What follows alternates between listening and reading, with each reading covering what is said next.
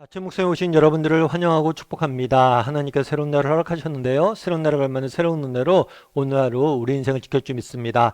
오늘은 유독을 살리신 하나님이라는 제목을 가지고 사도행전 20장 1절부터 16절까지 말씀 함께 살펴봤으면 좋겠습니다. 우리 7절부터 9절까지 말씀 같이 한번 읽어볼까요? 그 주간의 첫날에 우리가 떡을 떼려 하여 모였더니 바울이 이튿날 떠나고자 하여 그들에게 강론할세 말을 밤중까지 계속하매 우리가 모인 윗다락에 등불을 많이 켰는데 유두고라 하는 청년이 창에 걸터 앉아 있다가 깊이 졸더니 바울이 강론하기를 더 오래 하매 졸음을 이기지 못하여 3층에서 떨어지거늘 일으켜 보니 죽었는지라. 예, 오늘 본문에서 이렇게 돼 있어요. 그 주간의 첫날에라고 시작을 합니다. 이 그 주간의 첫날에라는 날은 언제일까요? 이 주간의 첫날은 뭐냐면 유대인들은 안식일이 지나면 한 주간이 끝나요. 그리고 이제 새로운 한 주간이 안식일이 지나면서 시작됩니다. 그래서 이것은 뭐냐면 안식일 다음 날을 의미해요. 안식일 다음 날은 요즘 말로 하면 안식일이 토요일이기 때문에 일요일, 주일인 거죠. 주일날 어떤 일이 있었냐면 우리가 떡을 때려 모였더니라고 되어 있어요. 이 떡을 때려 모였다는 것은 단순히 식사했다는 의미가 아니에요. 성찬을 지내겠다는 의미예요. 다르게 말하면 예배를 드렸다는 거예요. 그러니까 원래 유대인들은 안식일을 지켰습니다. 그런데 예수님이 부활하신 이후에 신약교회가 세워진 다음에 자연스럽게 주일날, 일요일날 모여서 함께 예배하고 있었음을 우리는 보게 돼요. 그런데 이 모임은 언제 시작되냐면 아마 저녁 때 시작되었을 거예요. 왜 저녁 때 시작됐을까요? 그것은 뭐냐면 낮에 일했기 때문이에요. 특별히 초대교회 성도들은 대부분 노예나 아니면 상인이나 하층민들이 많았어요. 물론 귀부인들도 있었지만 다수는 그렇게 정말 육체 노동을 하면서 하루하루 일용 노동자처럼 먹고 사는 사람들이었어요. 그래서 낮에는 일하고 저녁에 모여서 함께 예배드리고 말씀을 들었던 것 같아요. 그런데 그 다음날 바울이 떠나야만 했어요. 그래서 말씀이 어떻게 해요? 밤중까지, 밤늦게까지 계속해서 이어지고 있는 모습들을 보게 됩니다.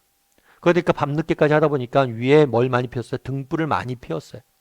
그런데 그때 유두고라는 청년이 등장을 합니다. 근데 이 청년이 예배를 드리다가 졸았던 것 같아요. 조는데 뭐라고 표현되냐면 깊이 졸았다고 되어 있어요.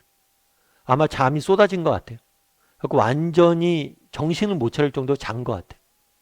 결국 그래서 어떻게 됐냐면 졸음을 이기지 못하여 3층에서 떨어져 죽었다고 성경은 이야기합니다. 3층에 걸터 앉아 있었어요. 그래서 말씀을 듣고 있었어요. 그런데 뭘 한 거예요? 떨어진 거예요. 3층에 떨어졌으니까 졸다가 무방비 상태 떨어졌으니까 결국에 죽게 된 거죠. 그러면 그 다음에 어떤 일이 있었을까요? 우리 10절부터 12절까지 말씀 같이 한번 읽어볼까요? 바울이 내려가서 그 위에 엎드려 그 몸을 안고 말하되 떠들지 말라 생명이 그에게 있다 하고 올라가 떡을 떼어 먹고 오랫동안 곧 날이 새기까지 이야기하고 떠나니라. 사람들이 살아난 청년을 데리고 가서 적지 않게 위로를 받았더라. 예, 사람들이 유두고가 죽었다고 생각했어요. 실제로 아마 이건 죽었을 것 같아요. 그런데 바울이 그에게 갔죠. 그리고 뭐라고 얘기하냐면 떠들지 말라 생명이 그에게 있다라고 표현해요. 이 생명이 있다라는 표현은 부활의 권능을 나타내는 표현이에요. 그래서 죽었지만 뭐라는 거예요? 다시 살리실 것이다 하나님. 그래서 바울을 통해서 유두고를 다시 살리는 모습들을 보게 됩니다. 그럼 오늘 본문에서 우리가 알 수 있는 건 뭘까요? 사실 오늘 본문에 보면 유두고라는 사람이 등장을 합니다. 졸다가 떨어져 죽어요. 그래서 우리가 가끔 그런 이야기를 많이 듣죠. 옛날 어른들 설교 시간 때 그 예배 시간 졸지 말라고. 그러다 유두고처럼 이제 떨어져 죽는다고. 졸지 말라고. 경고의 의미로 유두고를 많이 활용합니다. 그런데 오늘 저는 본문을 통해서 바울이 그러잖아요. 그에게 다가가잖아요. 다가갔을 때 그 위에 다가가 몸을 안았다고 그랬잖아요. 어떤 마음이었을까? 정말 그를 불쌍히 여기고 정말 궁의를 받던 것 같아요. 왜요? 생각해 보세요. 그날 낮에 계속해서 일합니다. 그리고 밤중까지 밤에 와서 예배드려요. 예배드리는데 내일 바울이 떠난다고 그러니까 뭐예요? 그 졸리고 피곤한 몸을 이끌고 계속해서 뭐라는 거예요? 말씀을 배우는 거예요. 말씀을 듣는 거. 여러분 우리가 한번 돌아봐야 돼요. 유두고에 대해서 예배 시간에 졸 수 있냐 어떻게 그렇게 볼 게 아니에요. 우리에게는 이들이 가졌던 열심이 있는가. 앞서 얘기했더니만 이 사람들은 육체 노동자예요. 하루하루 일당 받고 일하는 노예들도 있을 거고요. 너무 힘들게 하루하루 살던 사람들이. 그런데 정말 밤에 모여 예배드리고 또 내일 바울이 떠난다니까 아 내가 그냥 보낼 순 없지. 더 말씀 들어야지 저분한테. 기회가 있을 때 우리가 더 들으고 더 배워야지. 이런 열심들이 우리에게 있냐는 거. 예전에 어떤 목사님이 쓴 글을 하나 봤어요. 이 목사님 같은 경우에는 우리 6.25 전쟁 때 북한에 계셨던 분이에요. 그러다가 남한으로 피난을 오셨죠. 피난을 오다 보니까 서울로 대전으로 계속해서 남쪽으로 간 거예요. 그래서 결국 어디 갔냐면 거제도에 갔어요. 거제도에 피난민들이 모여 있었다고 합니다. 근데 피난민들이 모였으니까 아무것도 뭐 가져온 게 어디 있겠어요. 살 집도 없고 아무것도 없어요. 그래서 미군이 뭘 빌려줬냐면 막사를 빌려줬을 때 천막을. 그래서 이 천막을 치고 사람들이 살았던 거예요. 그런데 이 사람들이 그냥 천막만 치고 살지 않았어요. 미군한테 부탁을 해서 천막 하나를 빌려서 뭘 했냐면 십자가를 달고 교회당을 만들었다고. 그리고 여기서 모여서 예배드리고 기도했다고 그러더라고요. 여러분 생각해 보세요. 여러분들 피난 왔습니다. 살 집도 없습니다. 내가 머무를 거처도 없습니다. 그런데 뭘 하는 거예요?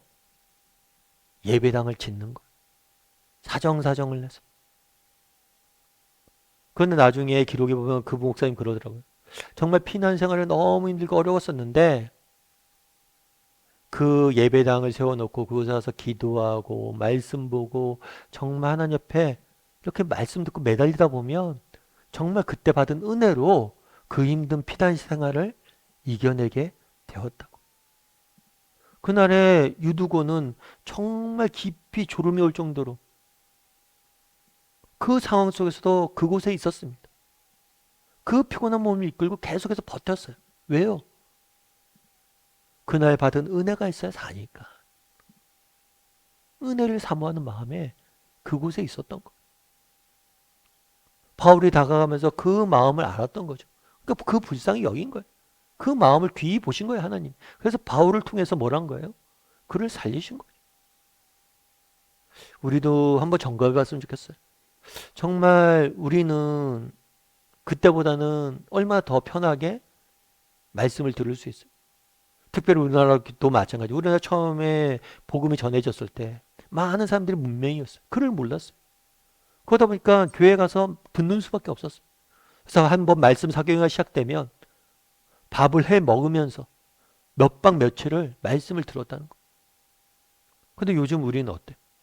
우리 글도 다 알고 성경책도 다 보급돼 있고 언제든지 우리는 편하게 하나님 말씀 들을 수 있잖아.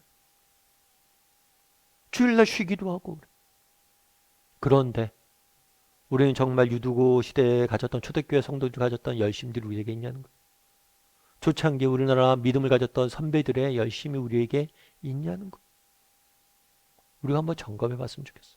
그리고 오늘은 정말 한번 기도했으면 좋겠어요. 하나님 저도 말씀에 대한 열심이 좀 살아나게 해달라고. 그리고 그 열심으로 오늘 하루 내가 어떻게 하면 좀 더 말씀 가까이 할 수 있을지 돌아보고 또 고민하고 또 결단할 수 있는 오늘 하루가 되기를 주님의 이름으로 소원합니다.